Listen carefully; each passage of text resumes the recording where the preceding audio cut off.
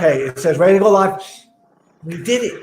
It went live, and this is very exciting for me because we're doubly live because I'm also streaming this on YouTube.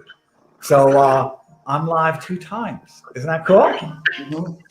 So I want to thank both of you. This is kind of exciting. With Allum, this is our number 2, right? We did this before. Yep, it's the follow-up. Actually done it twice before. This is number 3. We did. I did it on Yes. your feed once. Indeed. I did it on your feed once. That was awesome. And so this is number 3, but it's number 2 on mine, right? So I'm really excited. And in a way, Chuck, this is our number 2, but really it's our number 1. But I can say it's our number 2, but it's really our number 1. That's the way I think of it. So I want to thank everybody for joining us. This is really exciting. I did this last minute, and I wanted to talk about the election. We're always going to talk about the election and the consequences of the election. But I'm really excited and fascinated by this birdwatch thing. It's it kind of sounds good until you think about it and you're like, oh no, oh this isn't good. So I'm going to ask you guys to introduce yourself. Would that be all right, Chuck? It starts with you. Sure. I'm Chuck Pezeshki. I'm a professor at Washington State University. I'm actually a design person, but what I really write about is how human communities create both knowledge and meaning, and how they evolve their different values, or in what we're seeing right now, devolve their values. And the birdwatch thing is particularly interesting because, when we think about things like evolution of societies, we think about, basically people getting kinder, more moral, so on and so forth. But we're also in a period where, we can also see where societies devolve. And that's certainly happening in the context of the United States. And here's the interesting thing, and then I think I'll leave it at that. So when societies devolve, what it usually means is that their leaders are psychopathic. And that means they're actually working against empathy and destroying relationships, as opposed to an evolutionary leader, which is attempting to evolve people to connect across broader interests and more diversity. So things like birdwatch are super interesting to me because it's one of these things that sounds like it sounds like an evolutionary thing. We're going to have a community on the internet, but it doesn't work like that. What it works like is basically this is now an opportunity for different parts of our power spectrum, right, to weaponize their psychopaths to enforce views. And that should be concerning for everybody who believes in democracy. It is. And it's interesting because as soon as I saw it, and I'm going to share a little bit of it so everyone can kind of participate in what it is, right? But I got really worried. I have a lot of familiarity with the Chinese Communist Party social credit system and kind of the instrumentalization that they've kind of installed to regulate behavior and redefine what's good and bad, redefine virtue and redefine all these type of terms. So virtue is no longer an excellence, it's actually kind of an obedience. And I'm seeing that happen in our system now. Allum, could you introduce? Oh, yes. So I'm Allum Bokhari. I'm the senior tech correspondent for Breitbart News. I've been covering tech censorship and the growing politicization of tech platforms over the last 5 years, in particular, the way they moved away from their original ideals, their commitments to free speech, to an open internet, which were once all the rage in Silicon Valley. Now they've been turned on their head. And I also recently published a book back in September called Deleted. You can go and buy it at deletedbook.com. Sort of predicted what was going to happen with the election, with Silicon Valley's interference and the consequences of that. And it also predicts how tech censorship is going to evolve into the future, especially as big tech companies train their algorithms to think like they do and to suppress speech automatically. And, Adam mentioned social credit scores. Also, assign each and every individual on these platforms with a score that determines where you're going to appear in search results, where you're going to appear in Twitter feeds, Facebook feeds, et cetera, et cetera.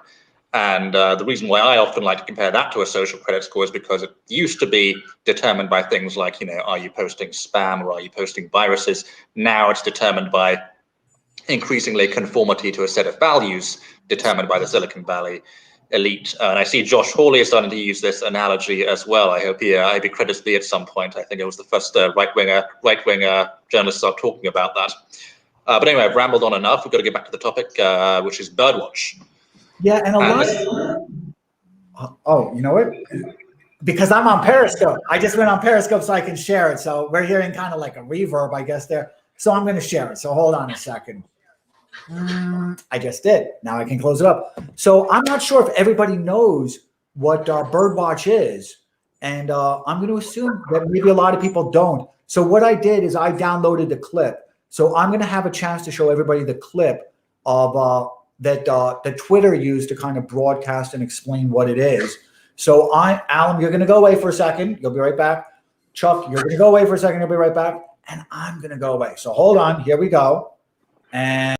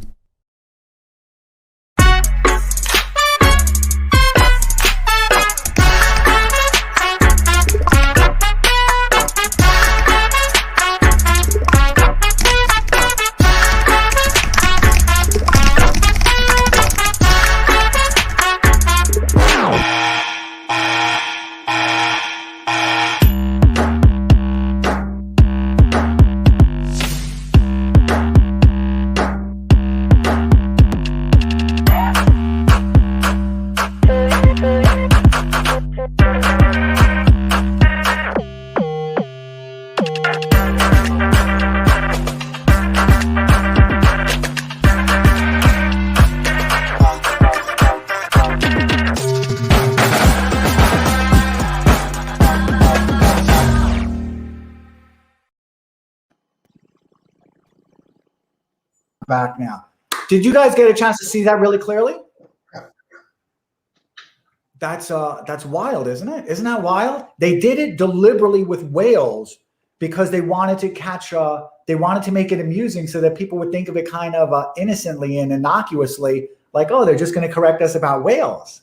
Well, it's the exact opposite of that. It's weaponizing communities and turning them into sort of enforcers of the regime's orthodoxies. This is exactly what totalitarian regimes throughout history have done. Soviet Russia, East Germany, China, they all relied on communities to act as, because how do you police an entire population? You need to decentralize it, you need to delegate it out at the most minute local level. And this is what Twitter is doing on a digital scale. Yeah, and it's not just atheists, just so you know. I mean, the Taliban do the same thing. Basically, the old women inside the system are the. I'm sorry, Chuck, I can't hear you that good. Could you just could you just bring up the mic to you, I guess, maybe a little bit? Sure. What about here? Does that work? That works. Yeah. So I mean, it's not just it's totalitarian systems of thought. It's not just atheist systems of thought. And the way to understand it is like the Taliban do this. And interestingly enough, all these repressive regimes, they do it. And what's wild to me is that they almost always first do it to women. And we don't think about this. It's like all this stuff with the various, control, but it's the old women inside the Taliban societies that basically beat up the young people and make sure that they conform. So it's not a religious thing. I think that's the important thing. It's a control thing. That's, it's not like, okay, so if we just don't have religion, we don't have a problem. Or if we have religion, we have a problem. It's actually a system of control that society set up. And it's not good. I mean, even the little eye bulging back and forth in the birdwatch thing, I mean, that's a little creepy, I thought. I mean, what do I know, right? So, well, so somebody put up a kind of a comment and a question here. And before the scope began, we were actually talking about this, right? We were talking about Stasi, and I guess you're more academically familiar with it. And I'm very interested in it. And as I've been kind of pestering Jack Posobiec, I want to bring in Antifa at some point into that conversation because they've clearly become some type of an enforcement agent and a phalanx. So it looks like LRDEE, thank you so much for being here, says they did this in Austria during the Nazi regime, telling on your neighbors. Yeah, and Mao's China did it, and the Stasi did it. There are actually two excellent articles in The Guardian, of all places. Give them a Google if you have the chance. One is called Experience, My Brother Spied on Me for the Stasi. That was published last year, actually. And another one published in 2013. China's Cultural Revolution, Son's Guilt Over the Mother He Sent to Her Death. So this is like a feature of almost every authoritarian regime, whether it's talk about game stuff. Yes, I will. Do you want to just, now that I put out those comments, do you want to just fix your screen so that it's not isn't that cool? I wanted to let you know. There we go. I want to get in here. And the goal here is actually to disrupt social relations. And the reason that we disrupt social relations is the broader network that we have of people that we communicate with, the more possible it is to get at the truth. And so when you disrupt social relations, then humans fundamentally can be controlled by, authority figures anyway. And, you just invite authoritarianism in your home, because then the state is allowed to create whatever the truth is.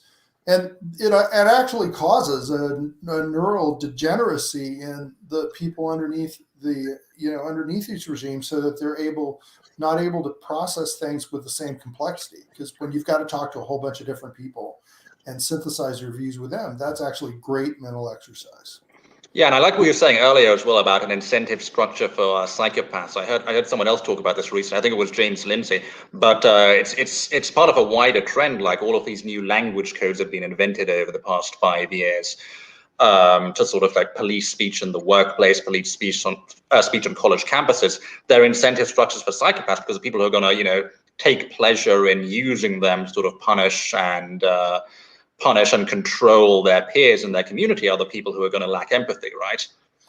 Yeah, I mean, the thing is things start, with a hopeful, the thing is that, I think that the country has needed some reform as far as some of these things. But then what happens is the codes become so complicated that you can't even keep up with it.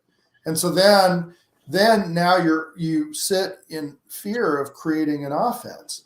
And then you need to ask yourself what's really going on, because now it's definitely not trying to bring us together. I've worked with minority populations most of my career. I've worked mostly with Hispanic people. And my goal wasn't assimilation. I've always appreciated whatever their unique characteristics are. But the goal was kind of, whatever you want to call it, transcultural connection. We're all together. And, the codes keep getting more complicated. Who can keep up? I mean, fortunately for me, I have a reputation, so people can't give me a hard time, right? But I'm inside the academy. The codes keep getting more and more complicated. And whenever you see that, that's all about control. So Rising Serpent is here, and thank you so much for joining us, Rising Serpent.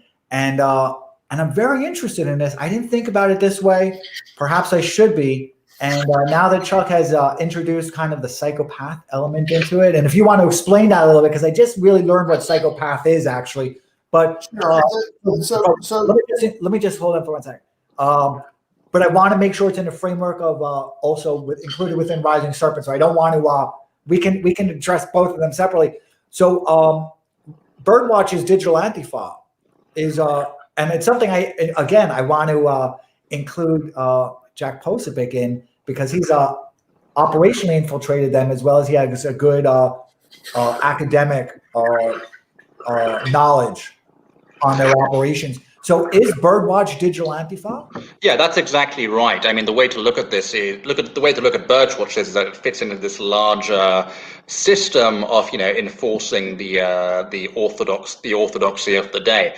And Antifa is allowed to riot for 150 days in Portland with only minimal criticism from establishment politicians and the media, and that's because they're not really a threat to the regime. They're enforcing an orthodoxy.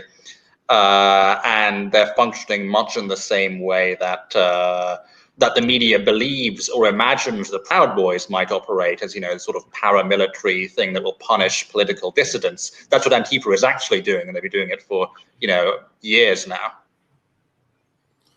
Well, so Adam, addressing the psychopath issue. So what is the primary characteristic characteristic of a psychopath is that devolution of empathy or anti-empathy.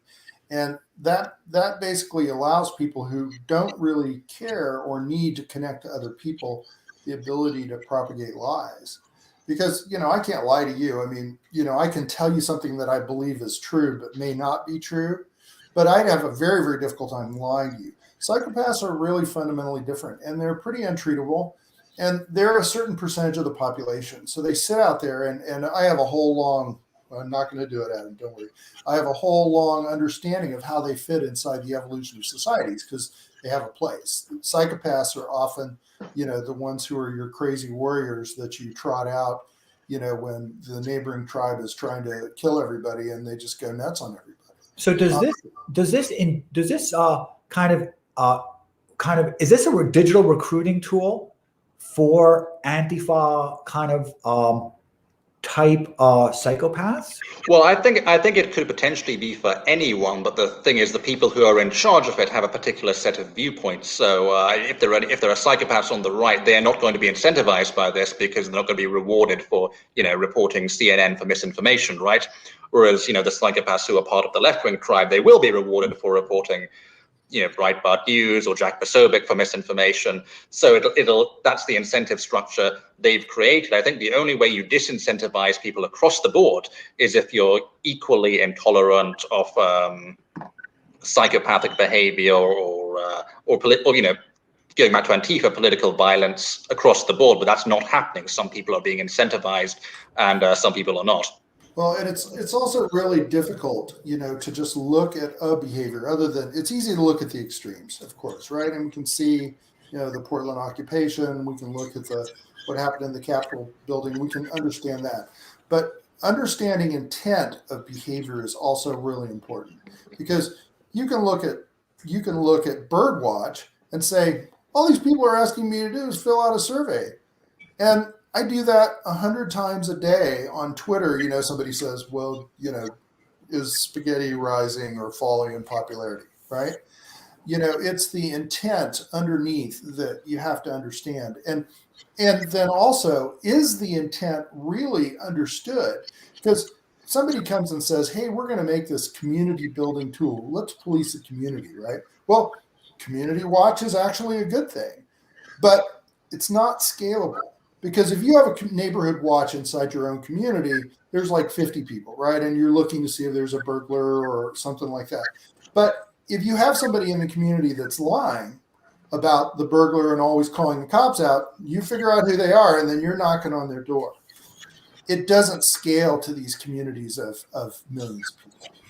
In fact, what it does is it turns into what we're talking about, which is a control mechanism for various, warriors in the culture battles in the United States. So it's bad. I'm sorry. It is. I'm going to skip around a little bit because there's a lot of interesting comments here. And Deb Z8, thank you so much for being here. I can't quite see the picture, but it looks like a desert. Is it?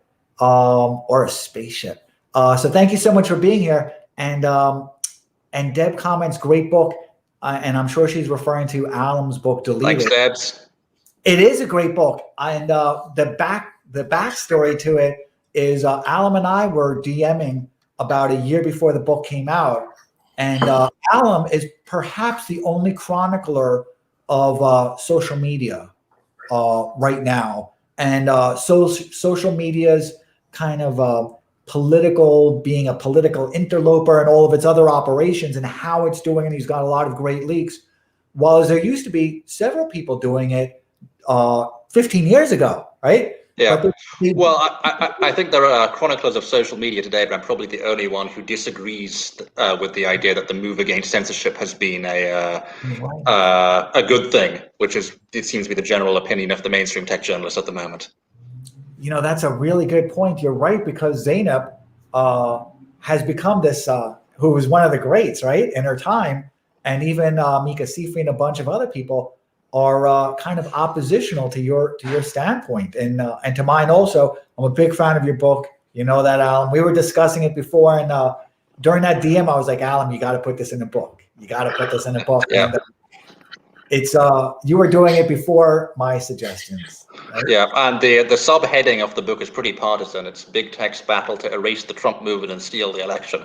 But I feel it's important to point out, even though it's probably a cross-partisan audience, that is basically what happened. They did interfere in the election, and they not only erased large parts of the Trump movement from these platforms, but also Trump himself in the end. Another point, just riffing on that briefly, is it's interesting the reaction internationally to that, because it's not what you'd expect. You've got people who have absolutely nothing in common with Trump politically, people like Angela Merkel, saying this is a huge problem. Twitter and Facebook can't be censoring world leaders. And now you've got countries all over the world run by right-wing centrist governments, all that laws to prevent Silicon Valley companies interfering in their politics. Yeah, I mean, and just to chime in here a little bit, I mean, we need to understand that now there's not some broad consensus, that's going to start happening. And I watch this with the COVID stuff, especially because I have a very strong interest in the science of COVID, because I'm a systems dynamics guy, and it is fascinating to me how something that concerns everybody, because COVID is not the flu. I'm not a COVID denier. But how we understand and what we end up doing and who pays the price for our various interventions, now is starting to really get censored. And so if you have this idea that this is just about political extremism, because look, I have no tolerance, no support for the people who stormed the Capitol. But whenever there is an event like that, there will always be parts of society that look to manipulate that for variance. I'm gonna continue on just because there's so many people here, and I want to be responsive to as many as I can. And but I will again agree that it really was a great book, and you know that, Allum. And I'm a harsh critic of other people, but I'm a much harsher critic of myself. So I say that with so much genuineness. I thought it was a great book, and there was so much you discussed within it, and it was very user friendly. So. Tony Bonino, thank you so much for being here, says it sounds like a spying app. So this new kind of instrument that Twitter has rolled out, Tony says that it sounds like a spying app. I mean, in a way, all of these apps, Facebook and Twitter have always been spying apps. I mean, that's the non-existence of privacy on these platforms has been a running theme. But this is turning ordinary people into spies in the same way that, as I said, all these regimes in the past have done. And it's sort of incentivizing a really nasty kind of behavior where not only are people going to turn into snitches and it's going to incentivize their worst characteristics, but it's also going to have people looking over their shoulder. I think we'll see more accounts, going private and muting and blocking certain types of followers that they don't trust. So that'll be a consequence of it as well, I think. I've already started doing that, and I've been pretty loud about it, that I've been going on these Twitter rants, and then I delete them about 10 minutes later. And as I've said, and I know Chuck has seen these, I'm not afraid of the Twitter algorithms. I'm really afraid of the people that the Twitter algorithms are kind of fine-tuning. Well, I'll add this one thing. Because I think the political right have borne the brunt of censorship so far, I think it'll expand beyond that. But because they've borne the brunt of it so far, I've kind of been able to see the various strategies that people use to get around being censored or avoid being censored. And one of the things that lots of my friends do, who are worried about being banned from Twitter, being deplatformed by Silicon Valley, is they just block all leftists and journalists, because if you block them, then they can't report you. So, or it's much harder for them to report you. So I think that's something we might see more of because of this as well. Yeah, and just to jump in here, exactly what Allum is saying, what does that do to our bubble problem? If you all of a sudden end up in a space where you have to block all these people because you think they're going to be spying on you, that's not helping what is really ailing our nation, which is the bubble problem, which is people walling each other off. And what the bubble problem does, the takeaway, is it really destroys our ability to manage complexity. And like it or not, the United States is a large, complex society. You delete everybody's mental capacity to manage stuff by just telling them exactly what they need or whatever it is, then you're destroying the problem-solving nature of the larger collective, and that is terrifying. One of the, and you and John, Rob, and I have our own little DM chat going on all the time, and I think as soon as I saw it, I thought about the Chinese social credit system, and I also thought that one of the things that empowers that we haven't had here until now is we've never really had a definition of what a good citizen is, right? We've always been kind of a melting pot where everybody brings a little bit of their own kind of background and lineage. And, we're an open democracy, right? That's what happens. You get to decide what that is. That's the whole point, is that you have agency to figure out what the right thing to do is. And so maybe the right thing to do in certain circumstances is give the homeless person $1. Maybe in other circumstances, it's not the right thing to do, but you decide. And that death of agency is deeply concerning to people like myself, because agency is directly linked to empathy. If you don't have agency, it's very hard. When you don't know yourself, you can't connect to other people. We're going to skip on. So this is a really interesting point. And thank you so much, Jedi Mac, for joining us. And also thank you so much, Jedi Mac 3, for asking this question, because it's so interesting. And I pose it to Allum. That is interesting. I hadn't considered that element. It's the democratization of truth. Can you give it some background, though, in terms of, so that people can catch up a little bit with your idea of filters and kind of the way social media can be managed and information can be managed? Right. Well, Wikipedia is like the biggest cesspool of disinformation on the internet. I mean, there are many cesspools of disinformation, but Wikipedia is dangerous because it sets itself up as an authority. It's at the top of every Google search. But actually, the way Wikipedia works is you've got a bunch of completely anonymous editors making edits to these articles, and it's all become controlled by a tiny subset of the longest serving editors, who of course have developed a kind of institutional groupthink, which is very politically biased. And that's why so many Wikipedia articles, especially the ones on political and controversial topics, are complete garbage. But it's the democratization of truth. And that's probably what we're going to see with this Twitter thing as well. You sort of decentralizing truth, letting the community decide what truth is. We saw what happened in the case of Wikipedia. I don't think exactly the same thing will happen with Birdwatch, because ultimately it's going to be Twitter that still decides whether to censor misinformation or add warning labels to it and so on.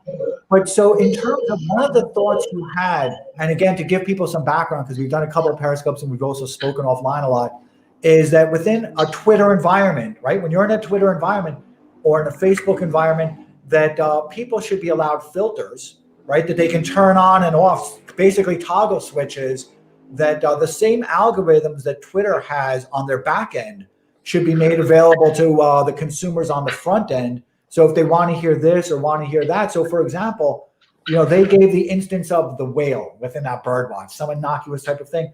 But let's make it something more severe, that I as a consumer can decide to see those annotations to the tweet, or I can have a filter and flip that toggle where I don't want to see the annotations to that.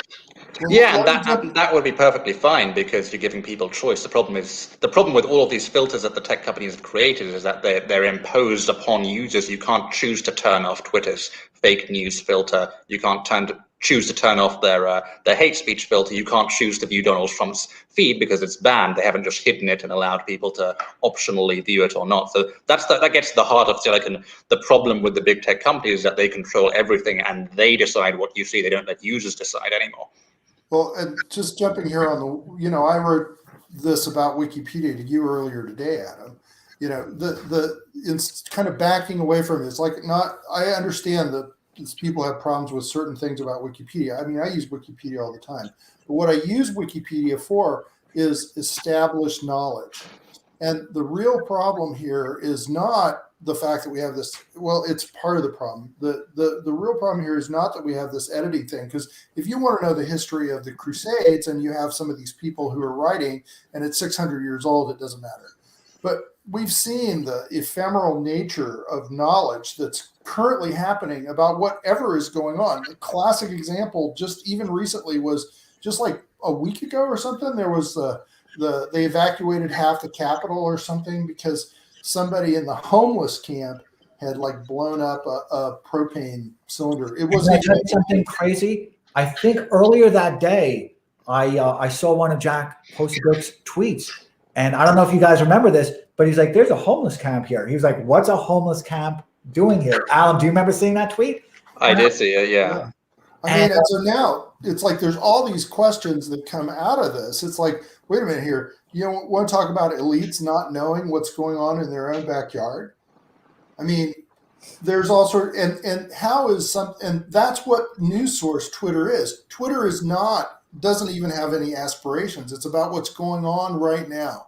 So how can you have something that's going on right now not be subject to manipulation? I mean, I just think that's totally nuts. I'm going to show you guys something, and then I want to get on. Actually, I'm going to respond to Rising Serpent again because it's kind of so interesting, and I think about this a lot.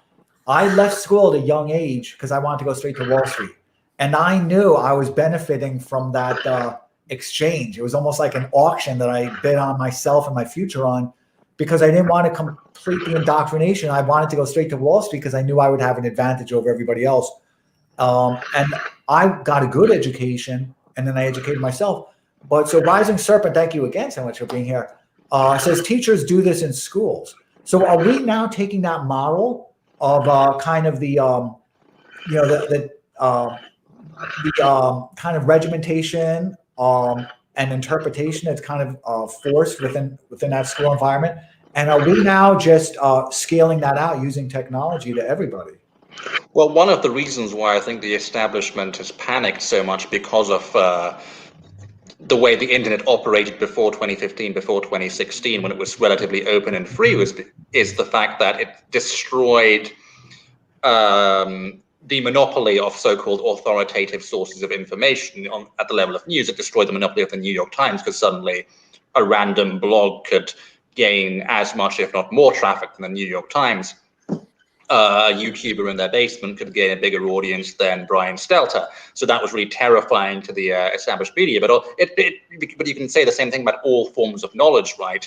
You don't have to get all your knowledge from your teacher. You just go on the internet and say, hey, is this correct? What do you guys think? Millions of people on the internet. So it's a real threat to the idea that the established authorities are going to maintain their monopoly over information, maintain their monopoly over deciding what's true. Yeah, their authority. I mean, that's the thing. I mean, these authorities want to maintain that monopoly over truth. And if we were all super connected and had healthy communities and everybody knew everybody, you could kind of walk out and say, hey, I don't really think that what I just read in the New York Times was true. And now look at COVID. We're not even supposed to talk to anybody. So that the term I use, I won't use a lot of technical terms, Adam, but the term I use is called validity grounding. We ground ourselves in shared experience with our neighbors and in lots of ways our geographic community. And that is really going away. And so what we end up with is power law dynamics, basically where, before we used to have people connected to each other in little clusters, and there was we say a Gaussian distribution, and there was a middle, and the middle was big and the tails were small. It's not true anymore. What's happened is we actually have power law, Pareto dynamics, which basically split us apart, and then you find the highest status person that you want on the internet. So we're starting to work against the math. And I have, if I were to portray myself as my political beliefs, I'm liberal, but I'm looking at this stuff from the physics, and none of it is good. And it's a huge problem. And we're not even talking about it in the correct way. Like in the case of teachers, yes, indeed, teachers do propagandize, and there's a whole bunch of people on the left who would tell you exactly how they do that, right? But I'm really right now concerned. I am concerned about that issue, but I'm also concerned about the immediacy of news. When we can tell people that we had to evacuate the Capitol and give no reason other than it had to be, whatever right-wing crazies for six hours until somebody figured out that a propane tank blew up because homeless people have no way to eat. Now now we start to understand what the real problem here, because people can be manipulated. Okay, so now let me ask you guys a question. and I'm going to ask everybody a question. Actually, I'm going to put on a really interesting question first. Before we get on that, I just want to on the theme of the internet disrupting authority, something that Jack Posobiec mentioned earlier in his comment, talk about GameStop. I think this is another brilliant example about how the internet allows these movements to emerge without anyone being able to predict them. And I think we see this happening now with the GameStop stock being shot to the moon by a bunch of memers on Reddit. And the reason they're doing this is very interesting, is because they want to take on the hedge funds that were shorting the stock. So their thought is, if they keep the stock high enough for long enough, they'll beat the hedge funds. And this is a very new thing. I've seen it. It seems like, people on the internet getting together in a way that they haven't before to disrupt this very old, established, authoritative industry, hedge funds. It's exactly the same thing that happened to politics, to news, and I think we'll see a backlash against that. Yeah, it's power law concentrations, and sometimes it might be in the service of something good. Sometimes it might not be in the service of something good. And I think, but we can't have the conversation as a society if we can't even understand what's really going on. It then turns into a discussion of, well, we didn't kill somebody on the pyramid today, or we did kill somebody and the sun came up. If we don't have a deeper conversation, then we can't get there. And then now we get back to the issue of having enough people with enough complexity to have that deeper conversation. So it's like a disease after a while. I call it a mimetic disease. Everything's got to be simple. Oh, Allum is a libertarian, so he must be blah, blah, blah. I must be some fading liberal, right? Because actually, there's a layer of complexity there, because my Twitter handle says libertarian, but the reason it still says that is because I can't change it, because once you change your handle, you get de-verified. And verification is important to period searches and threads. So I haven't been libertarian for years, but I have to keep the handle. I'm going to ask you guys 2 questions, but I've got to ask about this one first because it's really interesting to me. So Tesla Trey, thank you so much for being here, says, we are seeing modern games even push this telling on friends concept. See the new game Among Us. I don't know games. Do you guys know these games at all? I'm old. I used to be a big game. I don't really have much time for it these days. So I'm not familiar with Among Us. I assume it's probably some sort of dystopian society. So I'm very curious, Tesla Trey, if you want to give us a little bit more information about that. Really interested. And we're going to skip around because I have a question for you guys, and everyone's questions are better. But I got one for you guys too. So BTC Bowler, thank you so much for being here. And I just recently bought Bitcoin. So now I'm a Bitcoin bowler also. So has anyone, so Bitcoin Bowler says, has anyone brought up the term bird watchers were CIA spies that would assassinate and destabilize? I've never heard. That's interesting. My first instinct is that that's a coincidence. But I will tell you probably the most interesting quote I got from the book, and this goes back to what we were talking about earlier, the internet disrupting authority, is that in the very early years of the internet, the State Department and the US foreign policy apparatus, the establishment, saw internet freedom as a very, very good thing. And they actually funded Tor. They funded, I think they funded Signal. They funded lots of encrypted apps, ways for activists to organize, ways that government, apps that government couldn't take down very easily, because they saw this technology as helping the Arab Spring, helping all these dissidents that they were supporting abroad, right? The ones that we like. But my government source told me, this was the general view in Washington. But then he said in 2015, 2016, they realized, this can be used to disrupt our ruling elites as well. This can be used by dissidents in America. And I think there was something. I've got to find this tweet. Give me 1 minute, which hits on this exact point. It was a New York Times article, I believe. I have to find this. Sorry, guys. No, it's fine. I'm sorry, Chuck. Were you going to say something? I was thinking about this in the context. One of the things that I write about is the effect of trauma on societies, and how, once again, we have another thing from our elites that will keep people traumatized. And what that does, when you have enough traumatized people, then triggers are easy to find. And what that means is that, you can just send something out that will then get the response that you want. And I mean, the most recent trigger, but that I saw, which was fascinating, was COVID was waning as a subject, and then all of a sudden there were Chinese dudes in white suits gassing buildings again, and so COVID is traumatizing for people. Whether old people die or not, we love, people love their grandfather, their grandmother, and then all of a sudden, boom. Everybody knows how I feel about that. I call that the trolley problem, right? So, sorry, continue. I found the New York Times article, but finish your thought. No, your thoughts are more important. No, anyway, so that this perfectly captures the mentality I was talking about earlier. It's a very recent New York Times article. And the headline is Telegram Pro-Democracy Tool Struggles Over New Fans from Far Right. And one of the lines is, the app has helped fuel democracy movements in Iran and Belarus, but now faces scrutiny as extremists and conspiracy theorists flock to it amid crackdowns by Facebook and Twitter. So it sort of captures this mentality that, internet freedom is really, really good in regimes that we dislike because it destabilizes them, but we can't permit internet freedom over here because it'll destabilize us. And what that is a sign that we are not functioning as a developed country anymore. That's the real thing that it shows, because we don't trust our own people. And that never goes anywhere good. If you don't trust your own people, you need to ask why those people that you think are untrustworthy are untrustworthy. And, you don't have to go very far in middle America to see that there are major problems. One of the biggest things that I've just been mind boggled about is the left trying to dismiss all the problems that are in the center of the country since the election and say, oh, well, the Trump voters, because of the January 6th riot and so on and so forth, that they obviously were all rich.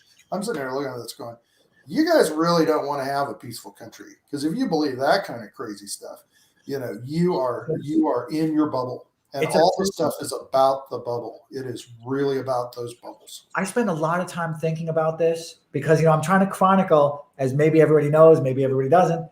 I call this the fastest roll-up of power in history. And I've been expecting the militarization of the police going back several years. I feel like we're hooked on our own supply, and I know the tyrannies turn inwards. So none of this was really surprising to me, although the cruelty that they've employed does surprise me. In 2016, I heard a very interesting quote from Bill Clinton. It was actually one of those bank speeches, I think. And he said, people are unrulable. I thought that was a really interesting quote. And I thought about that more over the last few weeks and months as I'm trying to take everything in my head and turn it into something that I can kind of look at outside of my head. So I've been reading a lot of philosophy, and I just realized how much people have really become anti-consequentialist, right? And they're just so persuaded that they understand the kind of the consequences of very complex interventions on society by their own introspection alone, and they've become so petty, so atomized, so lipstick, and they've acquired an adoration. It's interesting because on one side there's an adoration of Fauci, right? Fauci has become this the leader of this Pythagorean cosmogenic mathematician movement. And then there is the contrary to that feels exactly opposite. And there's no way to reconcile the two. And some of that is deliberate. Some of that is they're deliberately playing people against each other because then you can't get a resolution, I feel. And here's the insight, Adam. The insight is that is a function of decaying empathy, because empathy forces your brain to practice consequential thinking. Because when you're trying to connect to somebody, you need to anticipate whether they want that cup of coffee or they want that tea. And the brain doesn't, everybody has this idea that there's like these old ideas in the brain. The brain's mostly programmed on, there's hardware, but a lot of us is software. And when you destroy those relationships, you're destroying a society's ability to have consequential thinking. Because authorities always define what the truth is. We're going to continue. Oh, I'm sorry.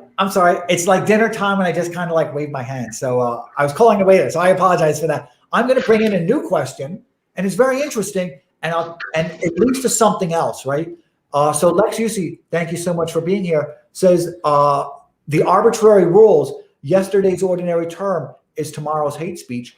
This is very interesting to me. And Allum, you might want to adjust your camera again because you're at the bottom part of it. So, Oh yeah. Yeah. So this is very interesting to me because today there was kind of a Twitter storm about some Newsweek article that they stealth edited about Cotton, whatever that guy's name is, the politician Cotton. Tom Cotton. Yeah, and I remember, and I'll show everybody it, and it's going to go very fast, so you'll have to take my word for what it is.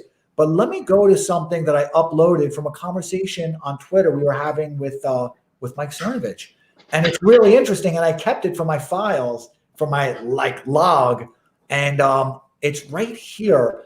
It's he was actually observing them changing truth in front of us. So I'm going to get us out of here. And then I'm going to.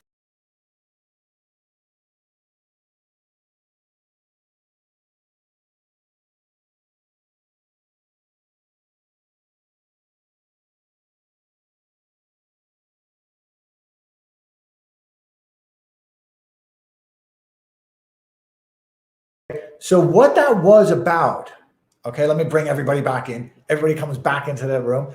What that was about is about 3 years ago, Trump announced that there was going to be a partnership with Google where Google was going, look, you guys switched sides because I somehow mixed it up. But there was going to be, it's kind of like a basketball team and you guys just, it's halftime, right?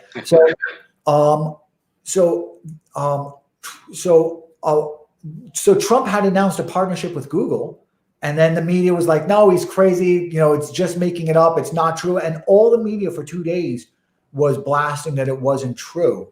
And it became such a big problem that Google themselves had to come out and say, look, you guys are misrepresenting. It is true. And what Mike Cernovich kind of recorded was them rewriting truth in front of us. And then today with this Tim Cotton or whatever his first name, Tom Cotton, where Newsweek stealth edited a news article. So yesterday's lie is today's truth, and yesterday's truth is tomorrow's lie, and so on. So how can those annotations that people are contributing, they're right today, but they're going to be wrong tomorrow? And that creates a new problem with the imperfectness of information. Well, one of the deeper problems here is the political trend right now, which is it's no longer do we have sort of Republican elites and Democrat elites. It's elites versus the masses. So the elites don't really disagree with each other anymore. So all this stuff is fine. That goes for media elites too. So when the people who set the rules all think the same way and are sort of radicalized against people who think differently, you're going to get these arbitrary sets of rules, and that's not going to change until you change the people who set the rules or impose some sort of meaningful consequences on them. And especially with the big tech thing, the one thing that has been a real failure of US politicians over the past 4 years is a failure to impose meaningful consequences on tech companies for political interference. And I think foreign countries are going to very quickly learn from that failure, especially in Europe, which is much less cautious about regulating corporations than America is. Yeah, and I totally agree. The best person I've been reading on this for the top level, and I've actually communicated with him, is Michael Lind. He's a public policy prof at Texas. He talks about what he calls the double horseshoe, which is basically, people are using the poor as a prop for what they say is their interest. But the reality is most of the poor have no voice at all. And the elites are consolidated in the top as far as how they actually speak about things. And there is a left and a right. I've written quite a bit about this myself, but it's not good. It's a fantasy land. And it's the same kind of fantasy land that keeps this endless war landscape going. Like the thing that just drove me crazy was, and I don't even know, because this is a really hard thing to figure out anymore because of this corrupted, information landscape. I heard that Biden was considering sending troops back to Iraq. It's like the day after, and I didn't find that he was. And so you guys can correct me one way or the other, but it's the idea, when we look. I think he is. I think he is. And wasn't it? I think know for sure. I mean, I'm asking honestly. I think he is. And I'll just say this, I'm sorry, I'm just raising my hand again, is that Chuck and I are both old enough to remember all the lies that Oh, the Iraq War was just totally insane. But you and I remember that the younger people of today, they might have heard of it and they might have seen some type of news representation of it as part of a partisan attack against this person or that person.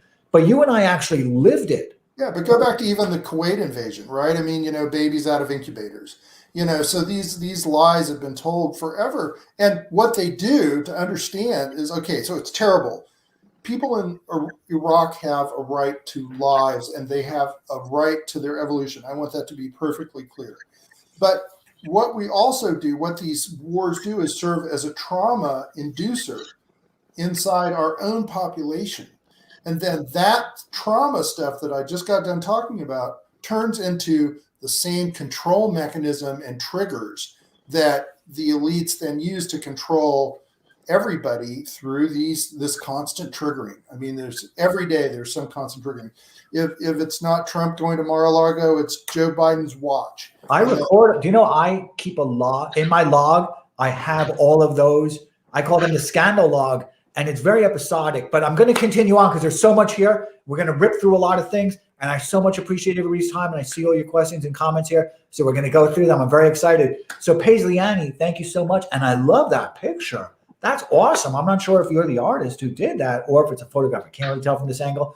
Beautiful. Very nice. So Pezeshki, thank you so much for joining us. Says, did Birdwatch suspend all the oppositions to the left? I think it's too early to tell. I think it probably will be politically biased because the people managing it are politically biased. But I think it's only just got started. So we haven't seen the results of it quite yet. I mean, left, right, the main thing is control. I mean, this is the thing. And so we're going to take whatever the left has won the culture war. That I think is absolutely true and so as long as that stuff can be used to control people, then that's what they'll do. And once again, I have been a lifelong political activist and campaigner for more rights for people and the environment. And one of my criticisms of the whole Black Lives Matter movement is that not a single piece of legislation was championed as a solution to the problems that are legitimate inside Black lives community. So you're seeing that as kind of unresolved trauma. Is that what you're saying? It is both an unresolved trauma, but it is getting weaponized by elites then to keep people. So we're gonna continue on, and I'm gonna respond to this first because again, I think a lot about this stuff. And G County Shorty says all the BLM, Black Lives Matter, respectfully, and Antifa had all charges dismissed in one state today. I don't really care, and I'll tell you why. I think that's just like a little speck in the actual problems. I mean, a failed judiciary, we know that. We know that. Yeah, and I will push back on the notion that BLM, Black Lives Matter, and these, I guess the secular religion of the elites, the wokeness, is just sort of a useful tool that they use to control people. I think they do use it to control people, but I also think they genuinely believe in it. I think this is their actual belief system. And that goes for like Republican elites and Democrat elites. I mean, it was Republicans who passed criminal justice reform. The Trump administration responded to Black Lives Matter with the Platinum Plan. So it's something that pervades all both sides of the elite, I think. And in many cases, it's built on complete nonsense. It's nonsense that police are more likely to kill a black person than a white person. The opposite is actually true. Yeah, they stop more black people than white people, but in terms of actually engaging in brutality, if you're stopped by a police officer as a white person, you're more likely to be. Allum, let's not do the forensic on that because we're going to get lost, right? Chuck, of course. You were going to say? Yeah, I was going to say, I look for genuine examples of care. And I don't necessarily, Allum, just so you know, I write about memetics, which mean that people genuinely think what they do. So I don't disagree with you. Of course, yes. They're not aware of it, but they genuinely believe. But my thing is that if, and I have African-American friends that I talk to this about. It's like, if you really care about African-Americans, then you're going to worry about small business creation. Because when you look at the percentage of money that the African-American community has relative to the population, they don't have any money. They literally have no money. It's something like 0.5% of the GDP. I know. I'm very engaged, and my wife is engaged in that day to day. So we actually are feet on the street, both in philanthropy and in our own businesses and careers. Yeah, I mean, so how do you get out of, my thing is I'm more than happy. I don't necessarily support Black Lives Matter, but I support absolutely. But I want to have the conversation about what the solution is and what's the elevator. And when nobody has any money, it's like something like 25% of all African American children will experience an eviction before they're 18. Really? Yeah, 25%. I haven't.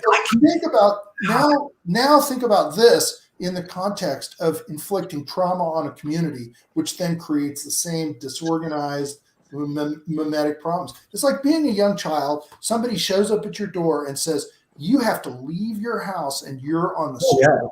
What is that going to do as far as an experience? And so now we have, I should say the trauma industrial complex, because that's what we're seeing across our society. Okay, we're going to keep going. I appreciate that. You're awesome. Rising Serpent, again, thank you so much for being here. And I appreciate the questions, because I come into these without any questions in my head. I really do. I just want to spend time with friends, right? So Rising Serpent says there's a direct correlation between lockdown, digitization. I have a little bit of a list, so that's kind of hard for me. Direct correlation between lockdown, digitization of speech, and media's ability to control it. I'm not sure if he's saying that, the lockdown of digitization of speech, so, the curtailing of internet freedom enhances the media's ability to control it, or if he's saying the opposite, which is that digitization of speech means the media can control it more. I think that's not actually, if it's the latter, then it's not true. I think even in its very censored state right now, the internet's still a massive existential threat to authoritative sources of information, including the news media. And I think the story of the past 5 years has been the desperate effort, this is what the book chronicles, the desperate efforts of the media and other established forms of authority to control the internet and control its consequences. Even now, I don't think they've succeeded. And I think, actually the horse is out of the barn. Yeah. I mean, the idea that they're going to be able to crack down, it's really funny, because I think, what did you say at Allum about Angela Merkel? Was you, right? And so all these other nation states are looking around and they say, we're not so hot on ceding, our entire, Westphalian concept of government to an ad hoc corporate, billionaire who has just, rose to basically power by having people share cat photos. They're not going to go for it, and that's where I disagree a little bit with Adam, with you and John Robb, is that none of this is inevitable. There is so much stuff that's going to go on that we don't know. I mean, and I got to hope, because otherwise it just locks down. You really get into deep authoritarianism. Those states can be very stable, but they're stable because everybody's depressed and poor. I'm going to ask you guys a quick question, then I want to get on to another question. Sure. And I remember that in the first Periscope we did, you and I did with John Robb, I had just learned about Q. I had no idea that Q was such a big operation. And you were saying that that's kind of the world today, is you have this information without any kind of without any type of borders anymore. It's just kind of stateless. But it's also important to understand how energy feeds things like Q. So I saw this one study that said, basically, when they went out and asked a standard Republican whatever poll, and of course these things are our information space is so chaotic, right? 75% of Republicans had never even heard of Q. But then they went and they asked liberal suburban housewives if they had heard of Q. And they had almost all heard of Q. And isn't that crazy? Huh? I said, that's crazy. I saw the same thing. Yeah. Okay. So the point here is that psychopathic movements feed from wind in their sails. Psychopathic movements also feed from wind against their sails. High conflict people live off emotional energy that is generated in these kinds of circumstances. So what does it mean to even be Q when, the actual Q population who really go for it is really small, but it's being supported by so many people who hate Q because it's crazy BS, right? I mean, who even knows what that means? That's the point. And that's where we're missing the picture, because we want to say, oh, well, there's a certain percentage of the population that believes in Q. But it's not even clear that many people do. But we do know there's a large liberal population that really believes in Q, or believes in Q is in being wrong, and then they pump energy into these things, which make it even more crazy. The media loves Q because they describe it as an alternate reality, which it is. But it's like a really bonkers alternate reality. I mean, it's so bonkers. My favorite recent Q development is that Alex Jones is going off at Q, saying it's off the rails. So Alex Jones thinks Q is bonkers as well. Why wouldn't he? It is bonkers. Right? But the media loves it because they can use it to scapegoat the whole notion of an alternate reality, because there are so many other alternate realities that differ with the media's view of things that aren't as bonkers as Q, right? So if they can discredit the whole notion of there can be alternative viewpoints, alternative ways of thinking outside the authoritative landscape, that's great for them, which is why they love talking about Q on and on and on. The other thing I'll say about why it is bonkers, it's a conspiracy theory. Some other conspiracy theories. We live in a white supremacist society. We live in a white male patriarchy. What else? Gender is a spectrum, and gender roles are socially constructed. These are nonsensical ideas that have no basis in reality, but they're embedded in the system. There are some people, I don't understand, who will say, and they truly believe it, that Tom Cruise is not America's greatest actor and our finest diplomat, and they believe it. So Dr. Sexy is here. Thank you so much. And I'm very interested in this, and this is something I know you're kind of interrogating now because you're so deep into this, Allum. But Dr. Sexy, who has 2 nice cats, sent me a DM of it. People on the right are banned from Birdwatch due to the left's mass reporting, which locks accounts. Well, I guess if your account is locked, you can't really use Birdwatch. That makes sense. Oh no, I think I saw this earlier. Someone posted a screenshot, I think it was might have been Jack Posobiec. If you've been banned or suspended or locked within a certain period of time, you can't use Birdwatch. So yes, so it sort of creates that feedback loop. The more times you get reported, the more times you get banned. I describe this in the book as well. The more times you get banned and reported, the lower your score. The lower you'll appear in search results, the more likely you are to be shadow banned or actually banned again. And now they're just adding to that system by saying, well, you can't use Birdwatch if you've recently been banned or suspended as well. And then Dr. Sexy contributes to that and says that Birdwatch is really targeted harassment, which is something that you've been kind of, that's what you do, Chuck. I mean, that's how kind of the empathy part that you've been kind of discussing is that kind of dislocation of the human experience. It's the problem is understanding that some things scale and some things don't, and that's the deep end. Because my thing is, I try to be a pragmatist. I want to understand that theory because it's interesting, and I want to try to predict, and it's fun to talk to all you guys. I'm not saying you're not pragmatists either, but it's fun to talk about that theory. But I'm sitting here looking at this, going, why did somebody come up with this, and what did they miss? Let's say they're acting in good faith. Okay, let's just say this, because my first blush is that most people believe, whether they're actually acting in good faith is one thing, but they believe that they're acting in good faith. And why did they think that? And the answer is because they said, somebody's sitting around the lunchroom in Twitter headquarters in San Francisco, and somebody says, well, why don't we just do Community Watch? And then somebody's like, yeah, and that would be easy to sell too, right? Because everybody likes Community Watch. I mean, who likes what's the name of the dog, McGruff or whatever? I mean, we can sell that, and we're gonna have a cute bird with eyes pop in and out. So we're gonna keep going though, Chuck. We got to keep going. There's a lot of questions here. Is that okay? Is that okay, Chuck? Did I cut you off? The thing is it doesn't scale. Let's say there's no emotion. We're not accusing anybody. It doesn't scale. It opens up these other things that Allum is talking about, which is how totalitarian societies work. So Lex Yusi, thank you so much. Oh, I'm sorry, Chuck. So Lex Yusi, thank you again for being here. Says, and I noticed this, it's very interesting that they said this because now I'm thinking about it, is Birdwatch entertainment as well as a control tool? And now as we all saw that thing that I showed, it is very gamified, right? It's a very gamified experience, almost a role player type of experience in its own way, where you're constantly in pursuit of another kind of reward. Yeah, it's entertainment for people who enjoy wielding power, who are generally not very nice people. Good. I like it. Yeah. Okay. Oh, you guys can go on with that. I didn't mean to interrupt you. I think it's Well, very, there's an my whole thought. interesting. Yeah, well, I mean, but I'll just chime in. So the Capitol riots happened. I'm totally opposed to that. I mean, it's so crazy, right?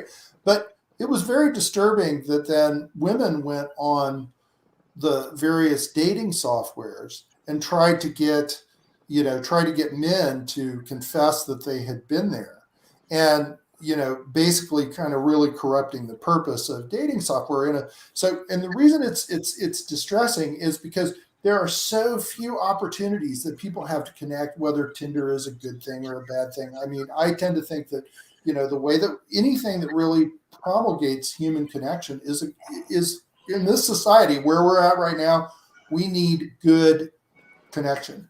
And what happens when you bait a bunch of people? I mean, now all of a sudden you've just thrown one more paranoid wrench into making us more unhealthy as a society. And you also had family members sort of reporting their family members to the authorities. So, so guys, here's even more connections being destroyed.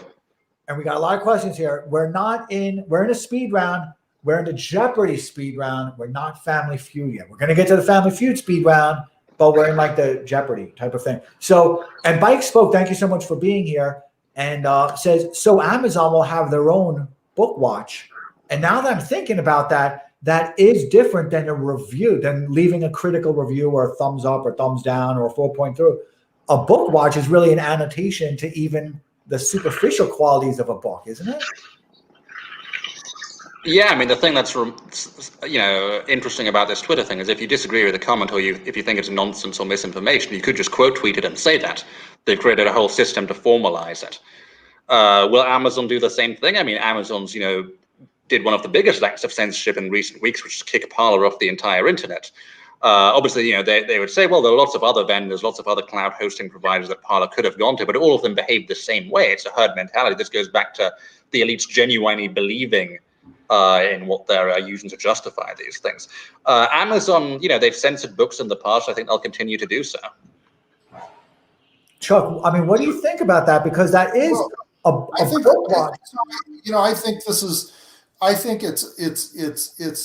it's a complicated issue, and I'm not trying to hedge my words here. So what happens, what has just happened was Trump came into the political scene, and he was obviously a relational disruptor because he couldn't keep a cabinet. He actually didn't really accomplish that much in power, and now it's just getting rolled back, okay? So understanding these larger systems is what they do is they'll take a relational disruptor, and the relational disruptor will make a big splash. But over time, that person gets more and more isolated, and the society figures out a way because we got to keep living. Trump traumatized a lot of people, like it or not, in what he did. And so I see all these things as being justified by a relational disruptor for kind of a tribe of true believers, that actually have large implications. And this could be one right here. But in terms of the Amazon thing, because I'm very interested in that. So, for example, and I'm just going to go kind of, again, in an outrageous way as an example, right? So Andy No, I guess his name is how you pronounce his name, NGO, is a very kind of controversial figure inside and outside of that antifa kind of a documentary style that he does, or I guess feet on the ground type of style that he has. And I don't really engage in the controversy of it, right? Because that's kind of there's nothing inherently controversial about it. He's just a reporter. And I don't want to introduce more intricacies to it. My point is really that if he's coming out with a book now, so people can slam the book. Let's just say, as an example, people can slam his book within the reviews, right? They can do kind of a counter-programming, adversarial type of response to his book, which is, it is what it is. But wouldn't an Amazon book watch, like a bird watch type of thing, wouldn't that even interrupt kind of even the superficial qualities just when you're even scrolling through the book on an Amazon, where you could even have the title of it and the imagery, even the color schemes, I suppose, right? Really interrupted. I think people do not think much about the real power of some of the tools that we're developing and what the larger consequences are. And this goes back to this consequential thinking thing you were just talking about, Adam. And so people like say, yeah, because, do I really want to support neo-Nazis? I've dealt with neo-Nazis. I mean, they are awful, I have lots of Jewish friends, but you put something in to get the neo-Nazis, you better think about the statistics of who else you're going to get. And this is the real thing. So civil society has to have some boundaries and some standards, but there's no very, very, very little thought that's going on the larger implications of anything, and it's not even comfortable to discuss, because if you discuss it, like I'm a college professor, or I'm a full professor, I'm fond of saying I'm an institution in my institution because I've been there 33 years, very popular, blah blah blah, right?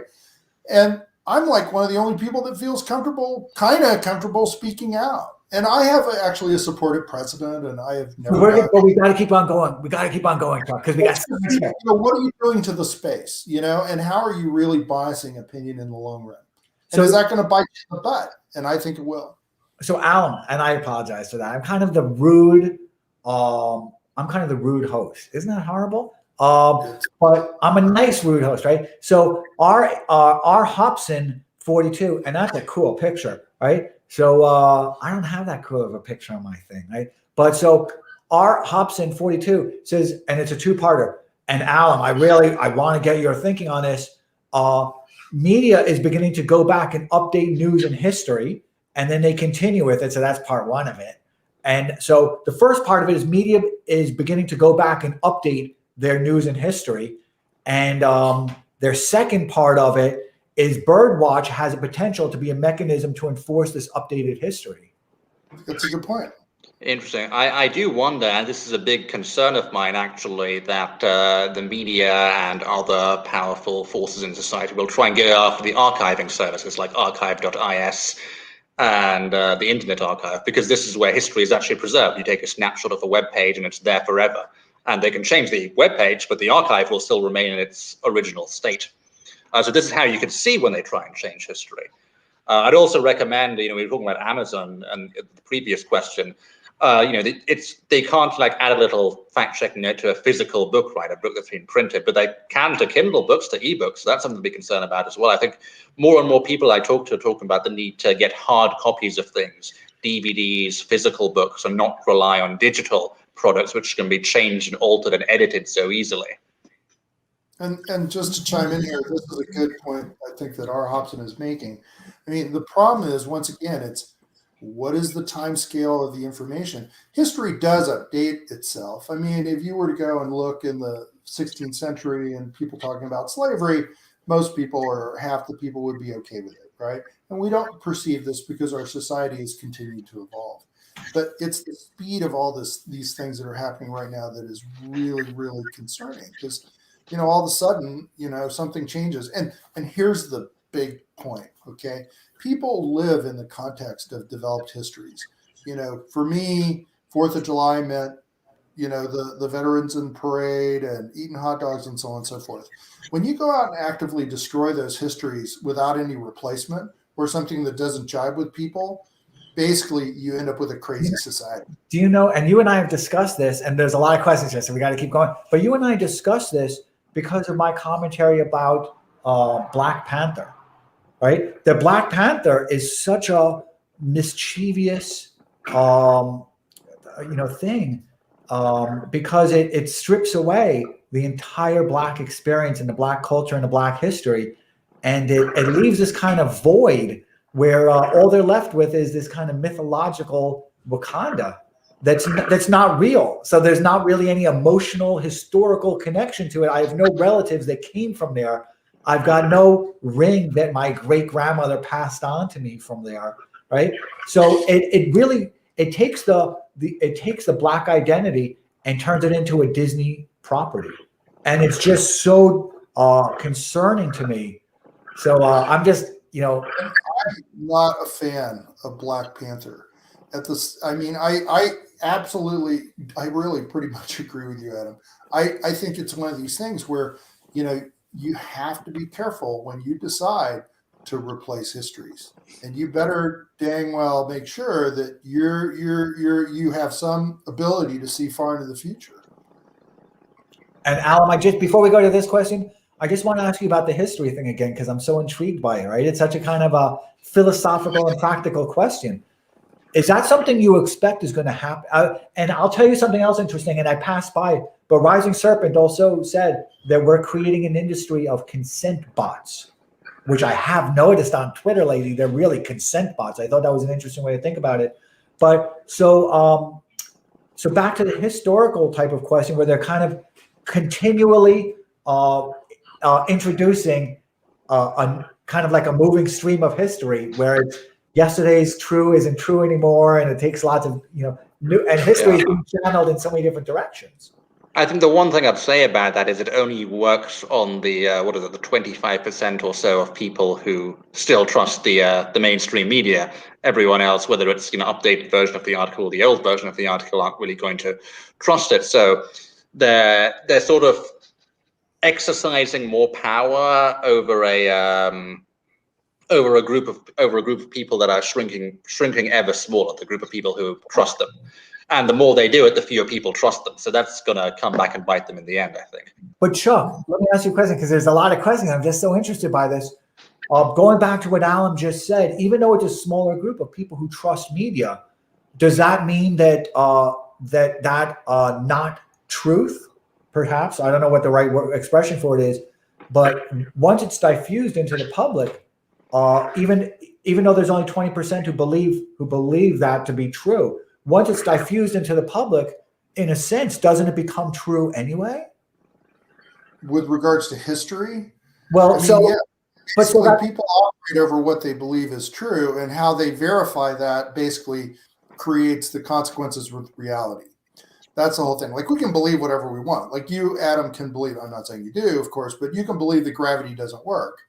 But when you go up to the top of a building and jump off, you find out that gravity works. And there's a Buddhist saying that says something like, basically, if you don't believe that things are the way they are, if you believe then things are the way they are. Well, my question is this, is what Allum said, I'm so interested, there's a lot of questions, so I promise you, I see Steve Pettian's question, I want to get to it also. But Allum said that only 20% of the people, plus minus, really trust the media at this point anymore. But now let's just take a look at those 20% of the people that do trust the media and do believe it to be real. Once they've captured that and imprinted that in their minds, right? And now they diffuse it out to their friends and to their public, and they're trusted. So now people don't trust the media, but now there's this person who's imprinted this information, and they're trusted, and now they're diffusing it. Right, but there's, this is a larger issue that I write about. I don't want to blah, blah, blah people.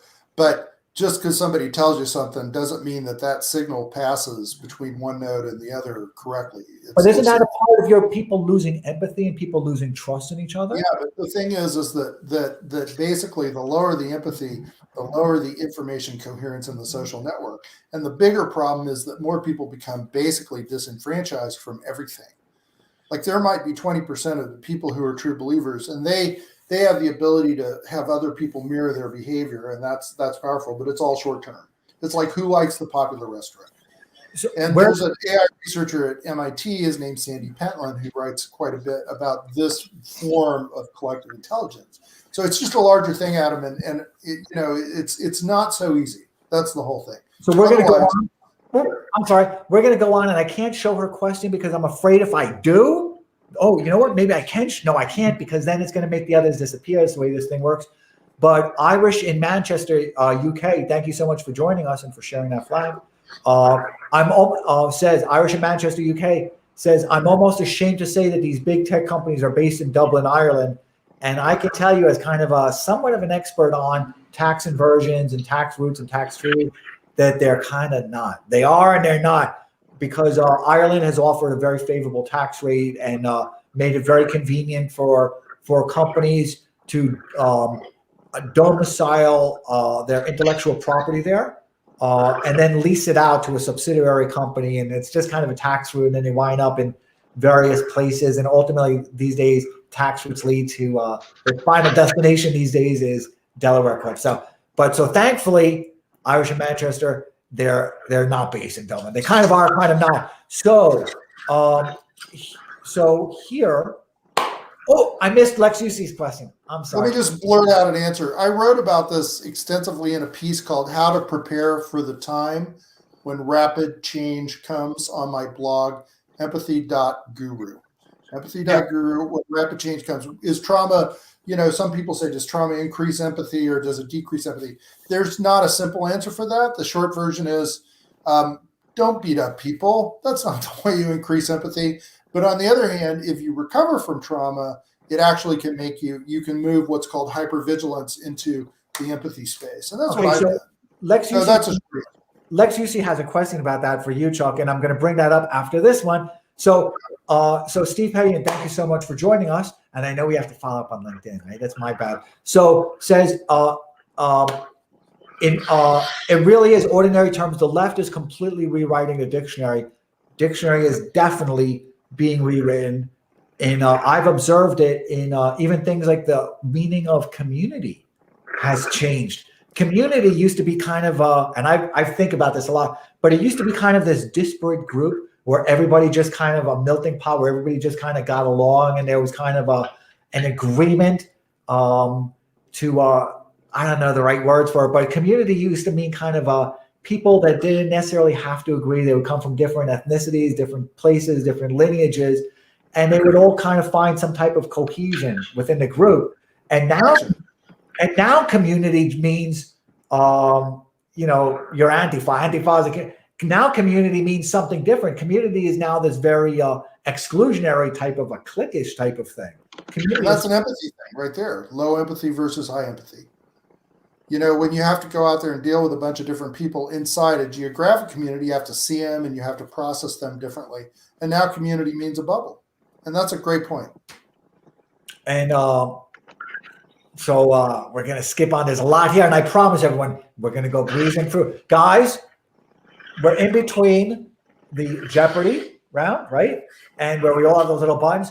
And now we're almost at the Family Feud round, because I want to be so respectful of everybody's time, and that everyone's been such a thoughtful host and allowing us on their feed. So Janan Glasgow, thank you so much for being here. And hopefully you saw the Periscope I did on Space Force with the Investor Series, because that was awesome. So Janan Glasgow says, editing history changes perspective on facts and people and the way they relate to truth. Chuck, that's you. That's you. Yeah, I think that's true. I think, go ahead, Allum. You can go ahead. I mean, I guess the thing about history is that you have to take, the question is, does history become history how long does it take for history to become history, right? Because historians today know that if they're studying the history of the 19th century or the 13th century, there'll be different groups with different perspectives. There'll be people, doing propaganda for certain governments or certain factions, and you can't take everything they write at face value. I think future historians will probably understand that about the present era, but present day chroniclers, at least most of them might not. And I just want to say this one thing.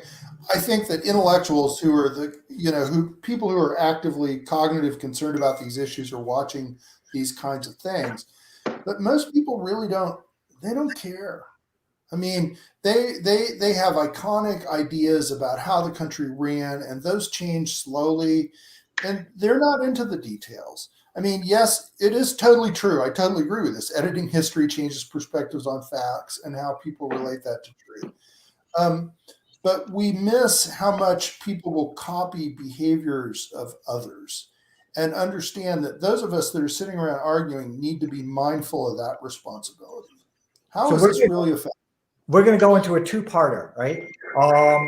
That really is like Family Feud now. That's cool. Or your eggs are ready, right? So Irish in Manchester, this is a two-parter. So Irish in Manchester, UK, and I watched the Connor fight. Kind of an interesting fight, right? I think there's going to be a fight 3. So Irish in Manchester, UK says Marxists and communists should have been banned years ago. And then they continue with that, saying, I clearly see the evil because I'm a traditional Catholic and a gay man while an Irish patriot.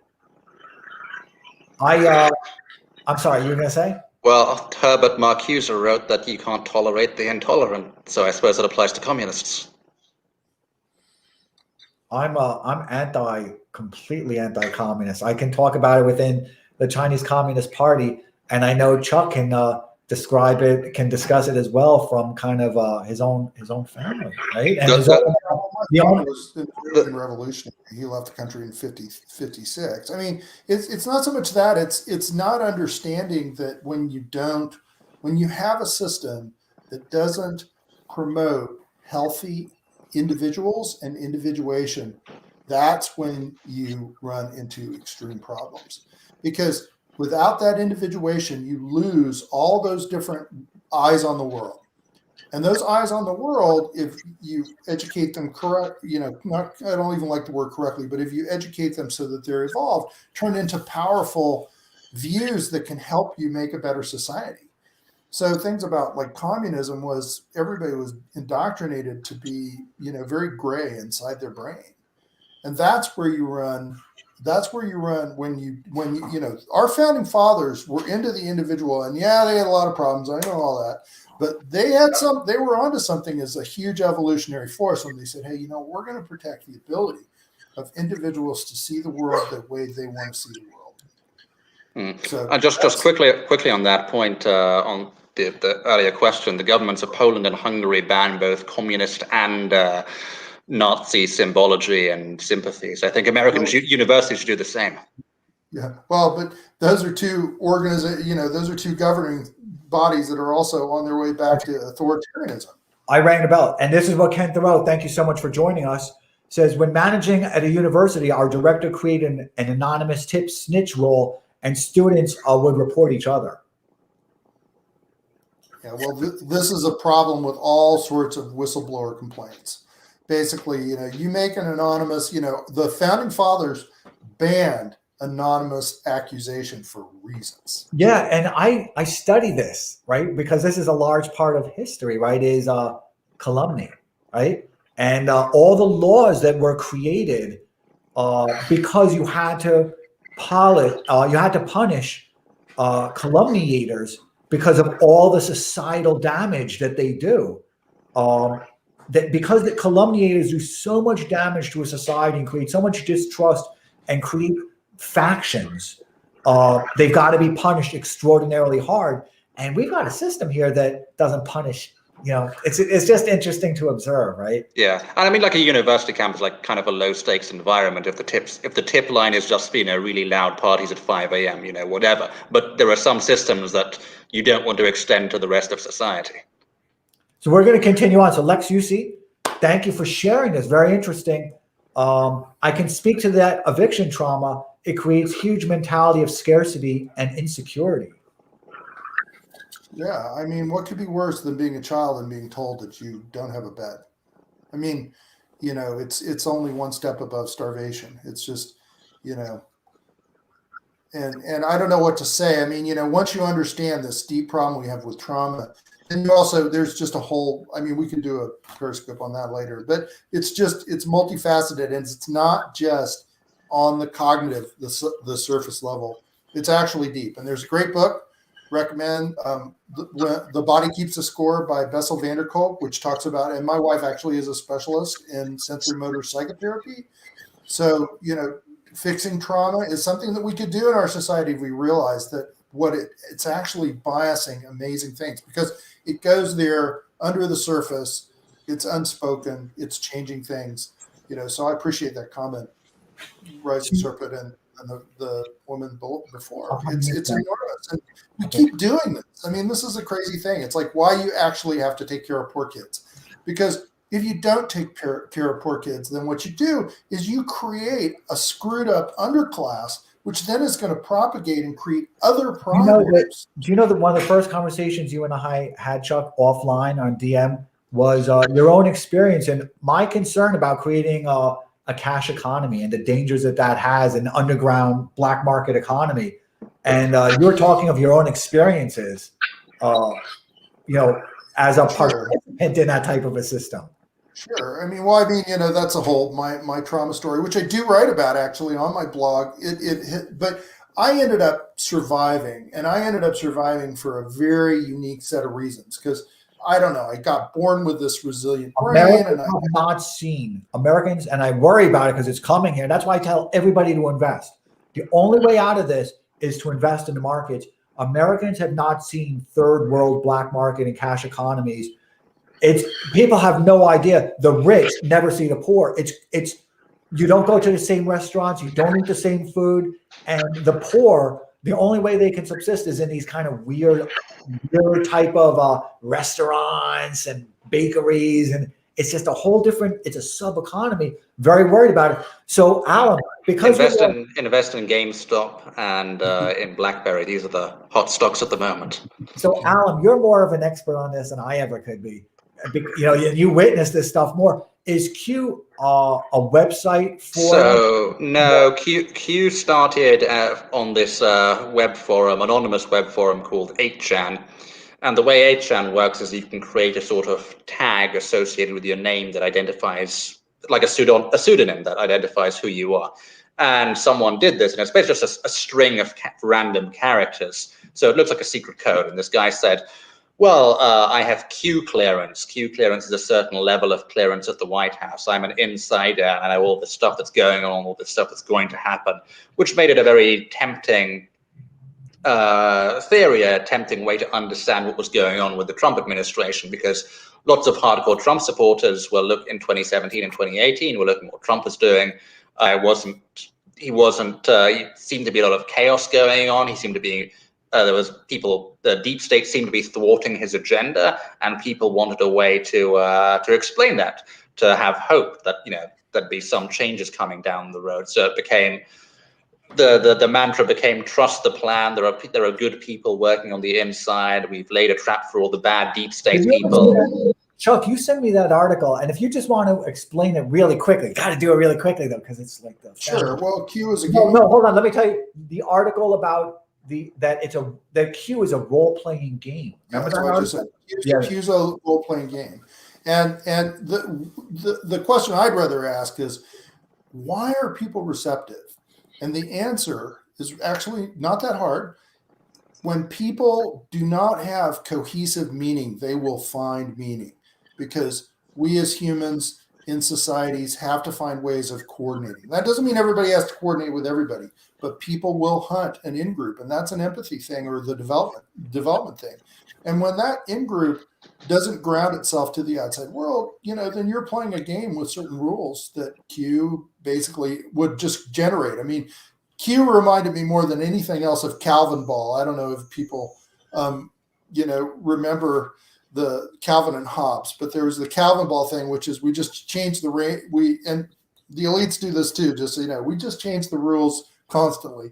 And it's supposedly a fun game, except with things like Q, there's consequences. But it's really a sign of a pathology of a lack of meaning. And it's the end of postmodernism. I mean, that's what I think. I mean, that's a whole nother discussion. So we're gonna have to skip on. And that article, I'll send it to, I'll include it, was really interesting. Chuck first sent it to me, and it's about that Q is a role-playing game and how it's designed as a role-playing game. I saw the news thing that Jack Posobiec did, and I was actually just rewatching it a few days ago for OAN, and he explained kind of its origin story and how it he explained kind of the etymology of Q, how it first started, and then its mutations, and it's wild. I didn't realize how wild it is. So Steve Petty, and I'll respond to this because I'm kind of an authority on it. So the lower your score sounds like China's social credit scoring. It's not as China doesn't use this. It's not scoring. It's a system. And you're right. That's what we're seeing here, and that's why we're doing this today, because Birdwatch is, and I think we were discussing this right before we started, it's defining what an American is, what beliefs they should have, how they should express it. And we've never had that before. And now, not only are they doing that, but they're creating their own kind of online Red Guard, and they're regimenting a mob. And it feeds the scores, it feeds the algorithms. This is one of the things I try to convey in the book, and I try and convey in general, is that on all of these platforms, whether it's Google, YouTube, Instagram, Facebook, Twitter, any platform you can think of, the way these algorithms work is they need to have to see every user's score to determine where they're going to go in the rankings. And that score used to be determined by a bunch of, objective criteria. Is it relevant to the search? Is it timely?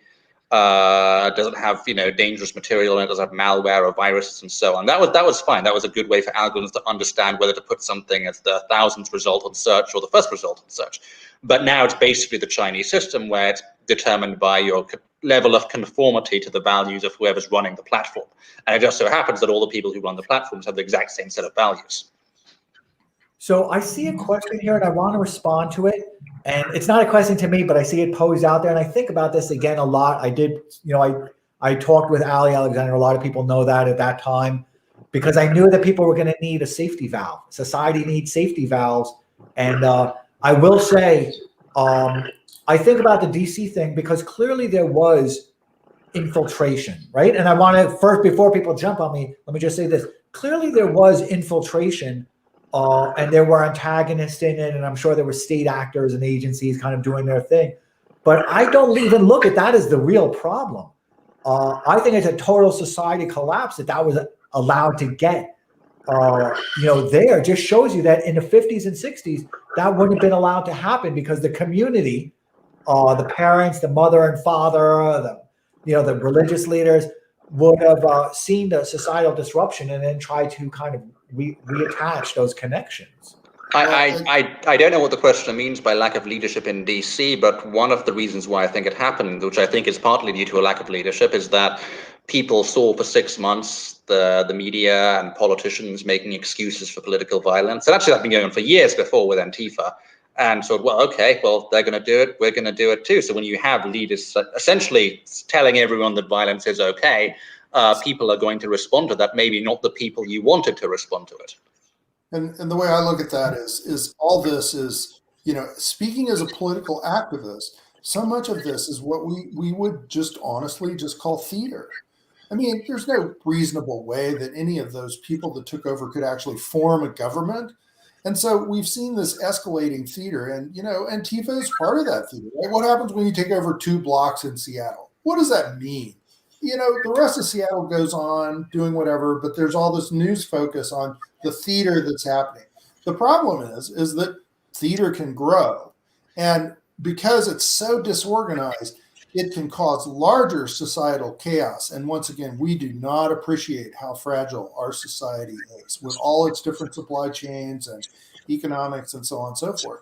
And so people are looking at this, but it is a theater performance, but it's not one without consequences. That's the point. Yeah. So I think about it, and I think about it also, and this is going to come up right here. So let me include this in. So Pam 299-12987, thank you so much for being here. And that seems like a very nice picture. It looks like you're playing pool. So cool.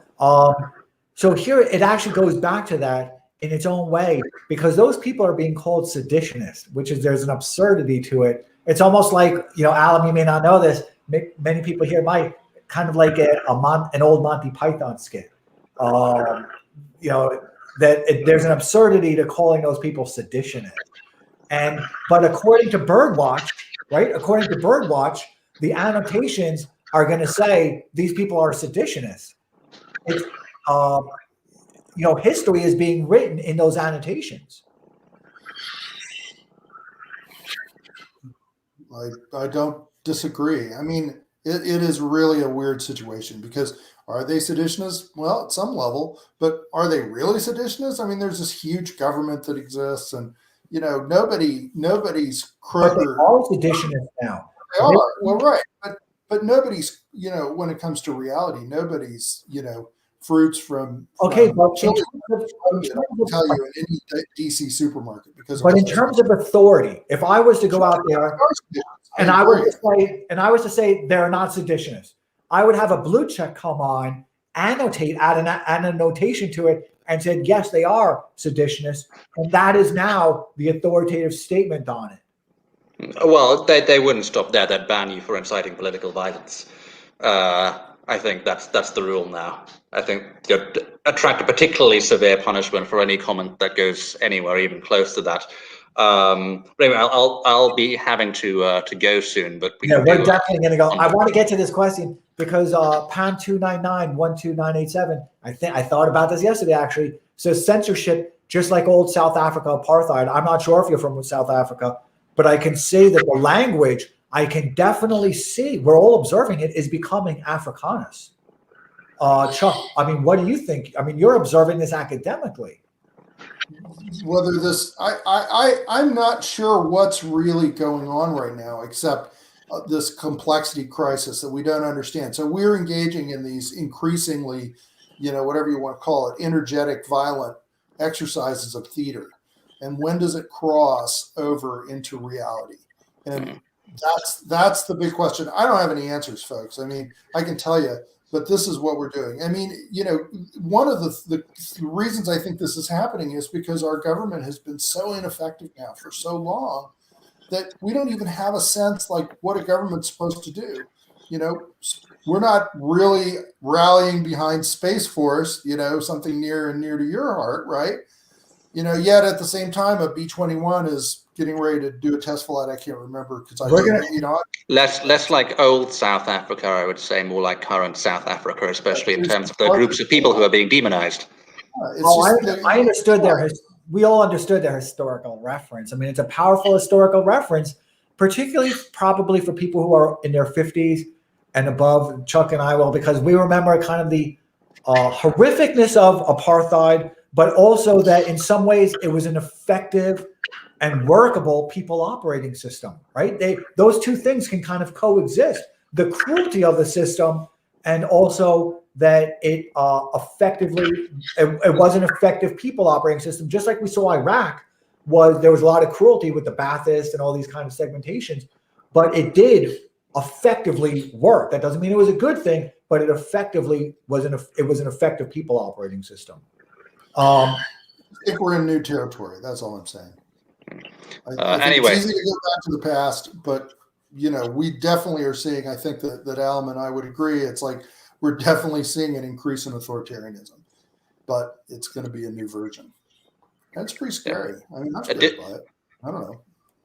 A digitized version, we do all have social credit systems here, and I'm always amused to see politicians criticize China, even Republican politicians, because my social credit score is probably better in China than it is in the US. But anyway, I'll have to wrap it up there. Thanks for having me on, Adam. It's been a great stream. Yeah, we're going to actually close up now, so we'll just kind of all close up together. I want to thank everybody so much. I know we had a lot of people here, and I just appreciate everybody's time so much, and everybody for being for allowing us and onto your feed today. And hopefully we were good guests and everybody had a good time. I'm going to close up. Chuck, can you just say very quickly where people can find you? And you're awesome. Yeah, I'm at empathy.guru, Allum. I'm really happy to meet you, and I'll look at your book. Likewise. So there's a convergence of thoughts, I think, that we have because we're observing the same phenomena, and I think that we're all deeply concerned citizens about what's happening to our country. Allum, you're the best. Where can people find you and your book? Of course. So if you want to buy the book, go to deletedbook.com. The URL's up there. I'd recommend using Barnes & Noble rather than Amazon. They're a slightly less evil company. You can also find my writing at Breitbart News. Just published one of my favorite columns saying we should retire 1984 references and start using Hunger Games references because we need a fresher fictional dystopia to describe reality. And you can also find me on Twitter at LibertarianBlue, although I'm not a libertarian. I still have to have that handle to remain verified, and at Gab at AB. Okay, my last question, and then we're all going to go. So he's going to answer the question, and then we're all going to go. I'm going to press the button. So, are you talking about? And I read your article. I think you're I think you're a great chronicle of social media and kind of this moment. So, and you're just awesome. Are you talking about the book, Hunger Games, or the movie? Well, both. I would recommend the books to get the full story, but the movies are a pretty well done adaptation, I would say. Yeah, okay. I just love how it really did where the Big Brother concept fails is that the elites in 1984 are kind of faceless, whereas the Hunger Games presents them as very, very human. They're morally depraved. They despise the common people. they sort of wallow in luxury and high fashion while the outer districts are starving. It's a very interesting depiction, not just of a dystopian society, but of the elites in that society. Everybody, we're done. So much fun. Thank you, everybody, so much for your time. Guys, I'm going to press the button. You guys stay there. Everybody else, thank you. Hopefully we were a good guest on your timeline. And thank you, everybody. Bye-bye. Now I